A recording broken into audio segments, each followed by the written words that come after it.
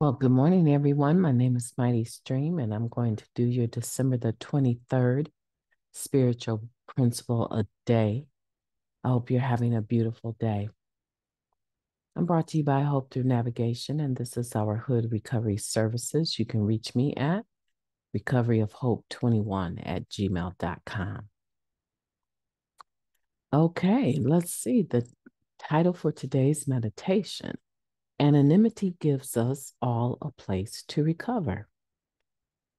When we treat a member as an icon rather than as another addict seeking recovery, we deprive them of the opportunity to experience the recovery they may desperately need. That's beautiful. I like that. When we treat a member as an icon rather than as another addict seeking recovery, we deprive them of the opportunity to experience the recovery they may desperately need. Living Clean, Chapter 6, Anonymity. The principle of anonymity is meant to guarantee all of us a place to recover from our addiction today. Though the symptoms of our disease may not be as acute at a given moment, we don't stop needing to participate in our recovery. NA is meant to be free of status or hierarchies that can separate us from one another or from our connection to our recovery. But we don't practice anonymity perfectly. We can put our fellow members on various pedestals: wise old timer, circuit speaker, service position election winner, sponsor extraordinary. The one with the perfect relationship or family or money or status outside of NA. Those of us who are subjected to the pedestal may end up sacrificing our needs because we feel like we shouldn't have them anymore. No thoughts of using or acting out on defects. No complacency. Gratitude and service only. We have to maintain the aura of perfection and champion NA at every turn. We don't dare disappoint, so we don't share our pain and doubt. We end up with secrets, and that puts us at risk. And honestly, sometimes we give people more credit than they deserve.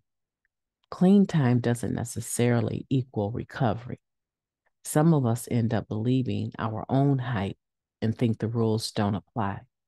We use our status as a shield or even a bludgeon. But we must resist standing by, perhaps waiting for the huge ego to be brought down a peg. We've watched our fellow members tumble down from their pedestals. Some have lost their lives in that fall. Sometimes we need to get over ourselves. We don't have to participate in constructing and maintaining our pedestals or anyone else's. No matter who we are or who others think we are, we need willingness to share honestly, courage to call each other out, and open-mindedness when someone does. We can share pride in our successes while staying connected to where we came from. We need NA, even when we experience life's gifts, prosperity, and luck. No matter what, I'll remember that I need the message and the group, and I'll make space to support any addict, no matter who I think they are or should be, including myself, right? I think they should add that there, including myself, no matter who I think I am or should be. This is a beautiful meditation.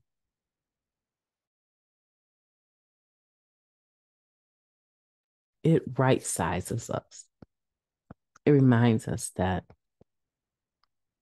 the benefit of anonymity is that it allows us to come and recover without having to be acknowledged as who we are in the community. We all have the same last name. I'm an addict, right?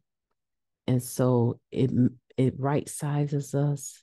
It helps us to remain humble. And that's not that we don't value or appreciate the successes of others or of ourselves. It just means that that does not define us in the rooms of recovery.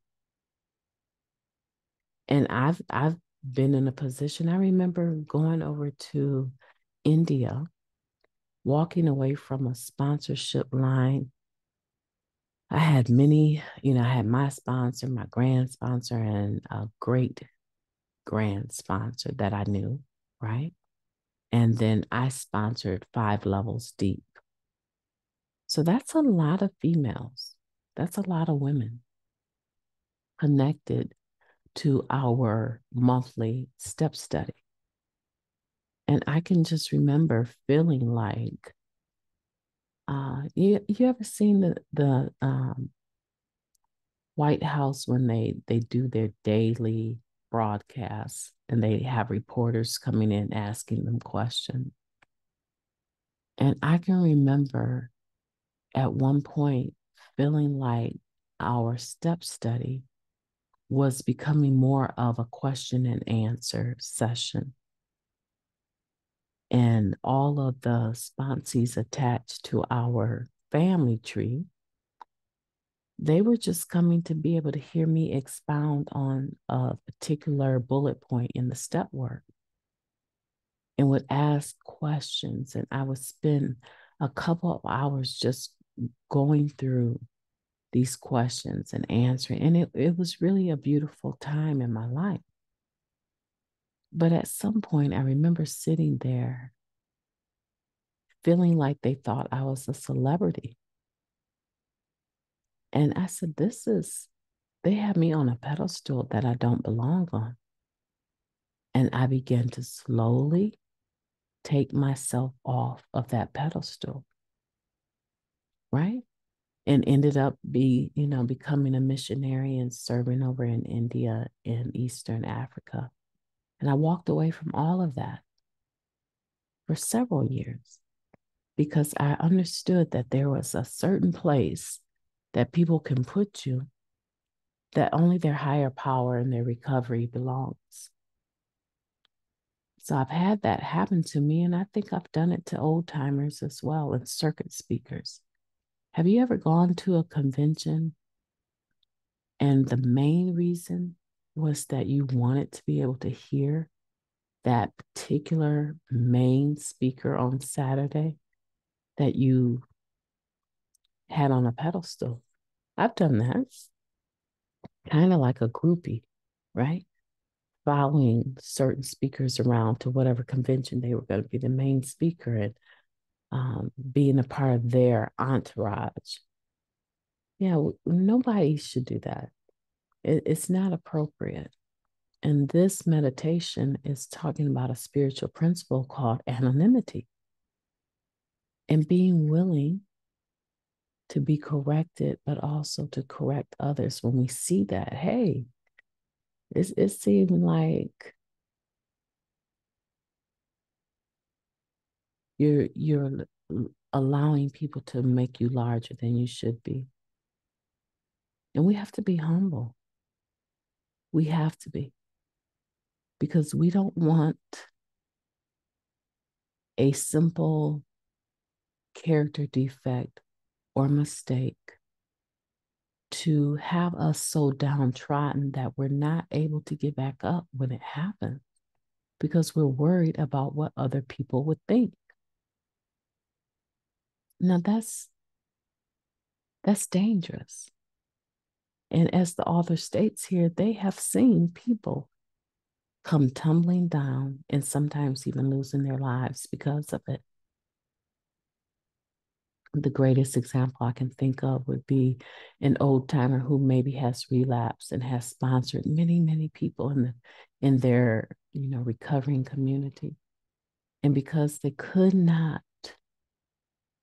face that music, they could not come back in the room because of their pride or their shame or guilt and face the music and resurrender, they chose to stay out there. And it took them. That's the worst example that I can think of. You know what I used to say? Until very recently, this is something I used to say. When people come back and resurrender, when they relapse and they come back and resurrender, that is so admirable to me because I'm not sure that I would be humble enough to come back and resurrender. And then someone they came in and they cross-shared actually. They came in and they said, when I hear people say that, you know what comes to mind? That they have a reservation. They have a reservation. And the character defect is pride. And that shortcoming is going to get them one day. I stopped saying it. As soon as I heard them say that, I was like, yeah, that is a reservation. I'm saying if I should fall, if I fail, that I would not be humble enough to get back up, or that I would not care enough about my recovery and the people around me to get back up. And I believe in the power of words, right? I do believe in the power of words. It's just sometimes I forget that words have power. And so a good friend of mine reminded me of that yesterday. Yeah, initials AC. He reminded me, Mighty Stream, your words have power. Remember that. Remember that. I hope this was a helpful meditation for you today. I want you to be thinking about your own anonymity and the anonymity of other people. And in a spirit of gratitude, move forward and remember to stay right-sized in the rooms, right?